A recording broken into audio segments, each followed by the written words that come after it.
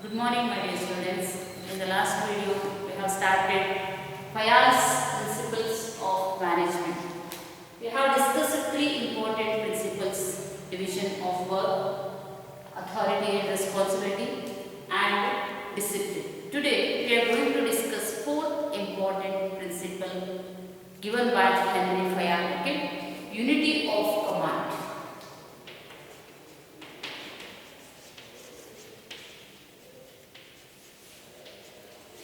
So let us discuss this principle. According to this principle, every individual should have only one boss. Okay? According to unity of command principle, every individual, every employee in the organization should have only one boss. It means he should receive orders and instructions from only one superior. Okay? If he is going to receive orders and instructions from more than one superior, it leads to confusion and affects efficiency of the employees. Okay? Again, this principle provides a disciplined, stable and orderly existence of organization. It creates harmonious relationship between superiors and subordinates. This is about this principle. Let us discuss this principle with the help of an example here. Okay? Suppose a salesperson is asked to give 10% discount on a sale of roti maker. Okay? And at the same time, by the sales manager, and at the same time, if he is asked to give 5% discount by the financial manager, it leads to confusion. There is no unity of command. Okay? There is no use of or follow of unity of command principle. Okay? This is how unity of command. Unity of command means each employee in the organization, each individual should have only one boss. It means he should receive orders and instructions from only one superior. If he is going to receive orders from more than one superior, then it leads to confusion. Okay? ಇಲ್ಲಿ ನಿಮಗೆ ನಾವು ನಾಲ್ಕನೆಯ ಪ್ರಮುಖ ತತ್ವವನ್ನು ನಾವು henry ಫಯಾಲ್ ಅವರು ನೀಡಿರುವಂತಹ ನಾಲ್ಕನೆಯ ಪ್ರಮುಖ ತತ್ವವನ್ನು ಇವತ್ತು ಚರ್ಚೆ ಮಾಡೋಣ. ಓಕೆ? ಎಸ್, ಈ ತತ್ವ ಏನು ಹೇಳ್ತಾರೆ? Unity of command. ಓಕೆ?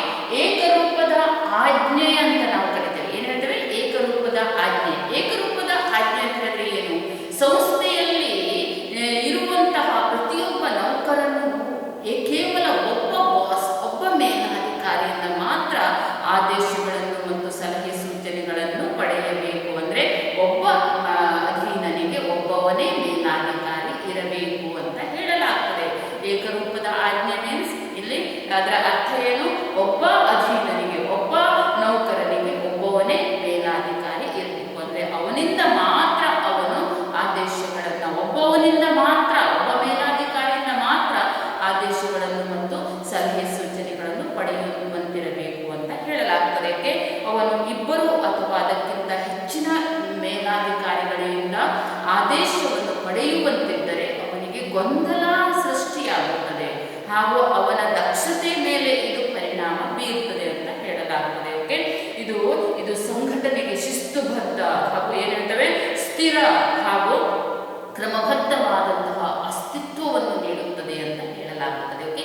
ಇದು ಸುಪೀರಿಯರ್ ಮೇಲಾಧಿಕಾರಿ ಮತ್ತು ಅಧೀನರ ಸಂಬಂಧವನ್ನು ಅದು ಹೆಚ್ಚು ಸುಗಮಗೊಳಿಸುತ್ತದೆ ಅಥವಾ ಅದರ ಸಂಬಂಧವನ್ನು ಸೌಹಾರ್ದ ಸಂಬಂಧವನ್ನು ಸೃಷ್ಟಿಸುತ್ತದೆ ಅಂತ ಹೇಳಲಾಗುತ್ತದೆ. ಓಕೆ? ಉದಾಹರಣೆಗೆ ಒಬ್ಬ ಮಾರಾಟಗಾರ, ಸೇಲ್ಸ್ ರೆಪ್ರೆಸೆಂಟೇಟಿವ್ ಅಂತ ಹೇಳ್ತೇವೆ, ಮಾರಾಟ ಪ್ರತಿನಿಧಿಗೆ ಒಂದು ರೋಟಿ ಮೇಕರನ್ನು ಸೇಲ್ ಮಾಡಿದಾಗ 10% ಡಿಸ್ಕೌಂಟ್ ಕೊಡಿ ಅಥವಾ ಸೋಡಿಯನ್ನು ನೀಡಿ ಅಂತ ಇಲ್ಲಿ ಮಾರಾಟ ಮ್ಯಾನೇಜರ್, ಮಾರಾಟ ವ್ಯವಸ್ಥಾಪಕ ಹೇಳಿದರೆ, ಅದೇ ಸಮಯಕ್ಕೆ ಮತ್ತೊಬ್ಬ ವ್ಯವಸ್ಥಾಪಕ ಹೇಳ್ತಾನೆ, ಯಾರೋ ಹಣಕಾಸಿನ ವ್ಯವಸ್ಥಾಪಕ, ಬೇಡ ನೀವು 5% ಸೋಡಿ ಅಥವಾ ಡಿಸ್ಕೌಂಟನ್ನು ನೀಡಿ ಅಂತ ಹೇಳಿದಾಗ ಅವನಿಗೆ ಯಾರ ಮಾತನ್ನು ಕೇಳಬೇಕು ಅನ್ನುವುದರಲ್ಲಿ ಗೊಂದಲ ಆಗ್ತದೆ.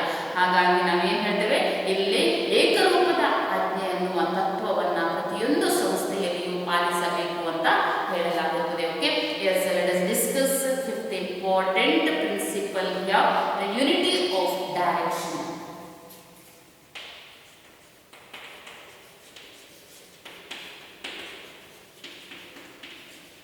Unity of direction. Let us discuss this principle. What is unity of direction? What is the difference between unity of command and unity of direction here? Okay. According to this principle, each group should be guided or led by one head. Okay. One superior, one leader. This is called unity of direction. What is unity of direction here? Unity of direction means each group should be led, each group should be guided by one superior, one leader only. Okay. It means there should be one plan and one head for a group of people having common goals. Okay. What is this principle? What this principle says here? According to this principle, each group there should be one head and one plan for a group of activities having common goals here. Okay. It ensures unity of action. Okay. It ensures unity of action and coordination. It helps to conduct all the activities smoothly and resources can be utilized to the maximum level efficiently. Okay. Yes, it helps to conduct all the activities smoothly and resources can be utilized to the maximum extent efficiently. Okay. It helps if this principle is violated, then it affects it leads to wastage of resources, increase in cost and unhealthy competition in the organization. Here the difference between unity of command and unity of direction.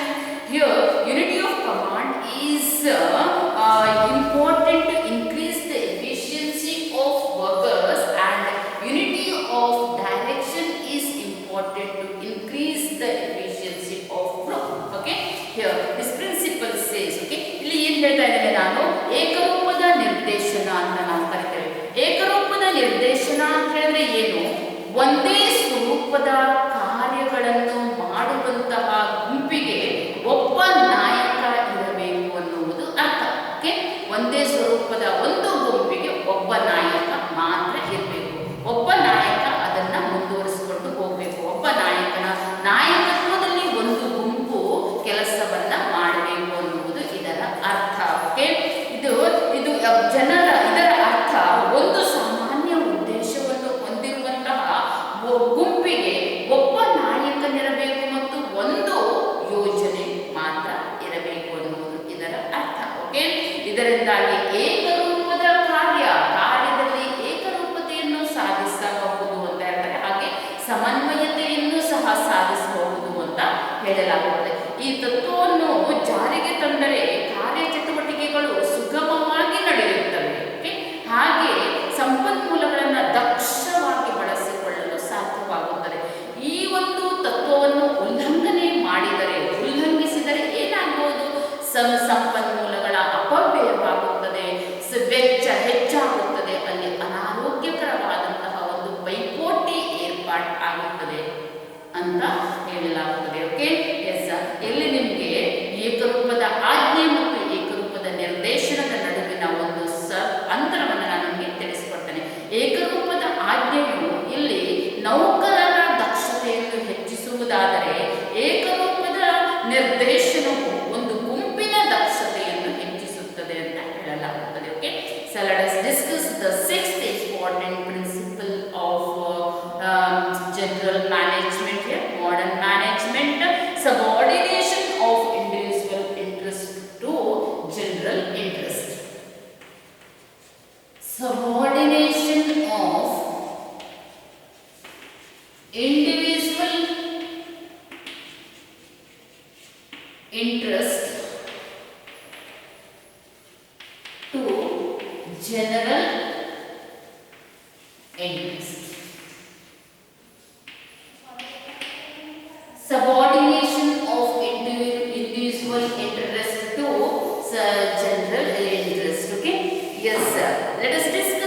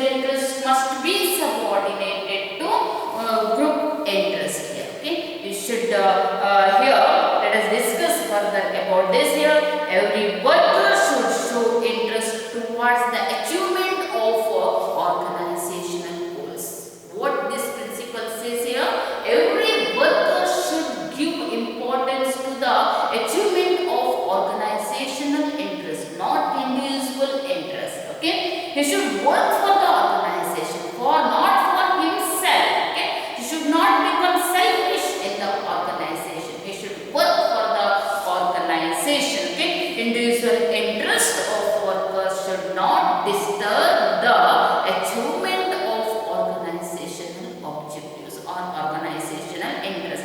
Individual interest of workers should not disturb the organizational interest. The interest of the organization must not be sacrificed here. In any time, okay, here the interest of the organization must not be sacrificed, because individuals will be able to achieve that interest only when organizational interest or organization prospers. Okay, organization develops here. Individuals can achieve their interest, their individual interest, personal objectives only when organization prospers here, organization develops. Okay, this is about this principle, subordination of individual interest to general interest. Okay, ಇಲ್ಲಿ ಏನು ಹೇಳಲಾಗುತ್ತೆ, ವೈಯಕ್ತಿಕ ಆಸಕ್ತಿಯನ್ನು ಸಾಮಾನ್ಯ ಆಸಕ್ತಿಯೊಂದಿಗೆ ವಿಲೀನಗೊಳಿಸಬೇಕು, ಅಧೀನಗೊಳಿಸಬೇಕು ಅಂತ ಹೇಳಲಾಗುತ್ತೆ.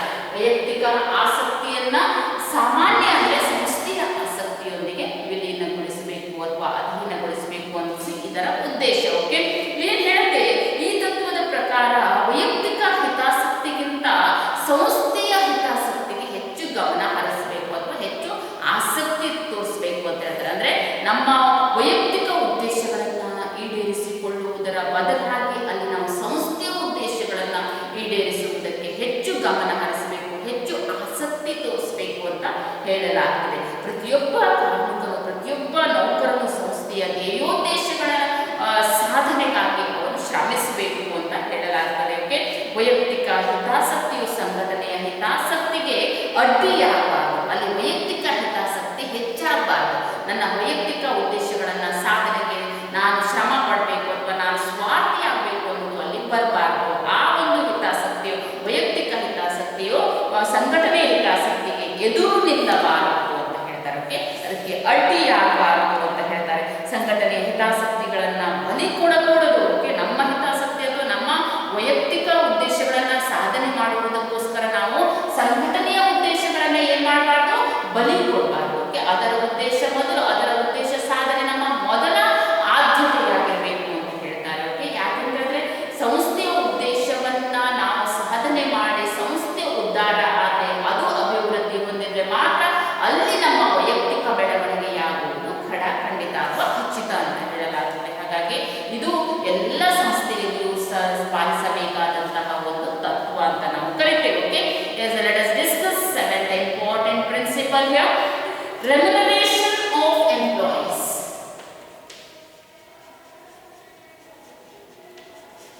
Remuneration of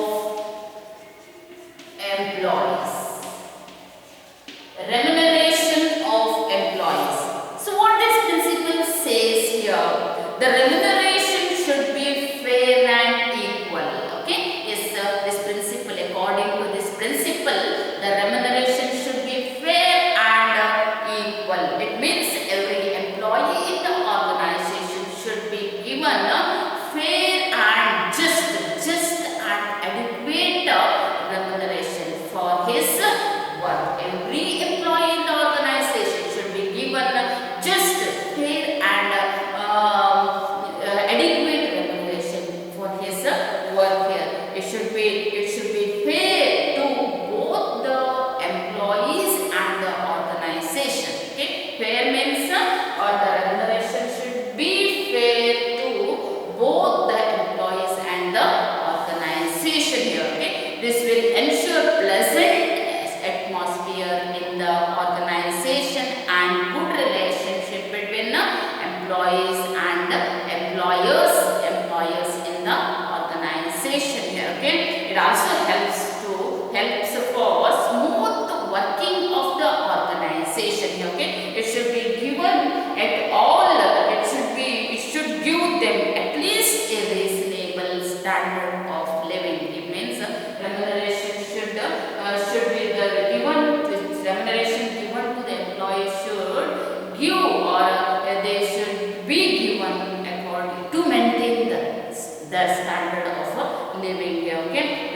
should give them at least the reasonable standard of living. Okay? ಈ ತತ್ವದ ಪ್ರಕಾರ ಸಂಭಾವನೆ ಅಂತ ನಾವು ಕರಿತೇವೆ. ನ್ಯಾಯಬದ್ಧ ಸಂಭಾವನೆ. Okay? ಏನ್ ಹೇಳ್ತೇವೆ ಇದಕ್ಕೆ? ನ್ಯಾಯಬದ್ಧ ಸಂಭಾವನೆ ಅಂತ ನಾವು ಕರಿತೇವೆ. fair remuneration of employees.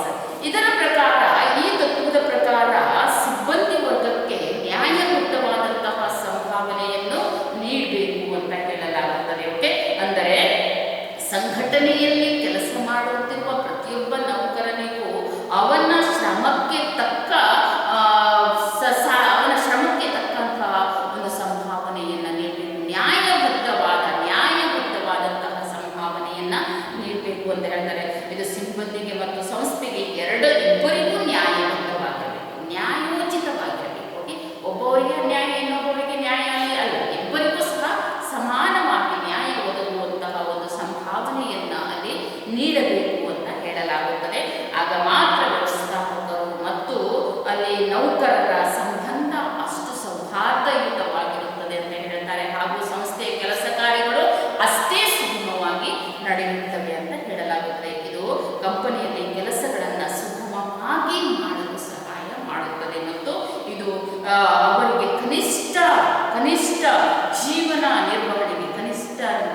ನಿರ್ವಹಣೆಗೆ ಇದು ಅವಕಾಶ ಮಾಡಿಕೊಡುತ್ತದೆ ಅಂತ ಹೇಳಲಾಗುತ್ತದೆ. Okay, so let us discuss the 8 important principle of general management: centralization and decentralization. Centralization and decentralization. Centralization and decentralization. What this principle says here? Okay, what here Payal says about this principle? Let us discuss now. Okay, centralization means concentration of decision making power in the hands of one or few. Okay, this is the meaning of centralization. What is centralization here? Concentration of decision making power in the hands of one or few is known as centralization of authority. Centralization of authority. It means concentration of power in few hands in the top level. What is the centralization? Concentration of decision making power in few hands in the top level. It means giving less role and importance to the subordinates in the organization. Okay, this is clear. Okay, this is what is centralization. Decision making power in the hands of one or few, only few members. It means decision making power in the hands of only in few hands in the top level. It means giving less role and importance to the subordinates. Only superiors will take decisions here. Okay, this is called concentration, that is centralization of authority. Okay, so let us discuss the opposite word, decentralization here. Yes, what is decentralization? Concentration, dispersal. Concentration means centralization. Concentration means power will be in the hands of only few persons, one or few persons. Dispersal means power will be there will be even distribution of power among all levels in the organization. That is called decentralization. What is decentralization? Dispersal of decision making power among more persons in the organization. What is decentralization now? What decentralization means? Dispersal of decision making power among more persons. Okay, it means even distribution of authority or power, decision making power at all levels in the organization. What do you mean by decentralization of that mean? Yes, even distribution of decision making power at all levels in the organization. That is giving more role and importance to the subordinates in the organization. So what is here? Yes, giving more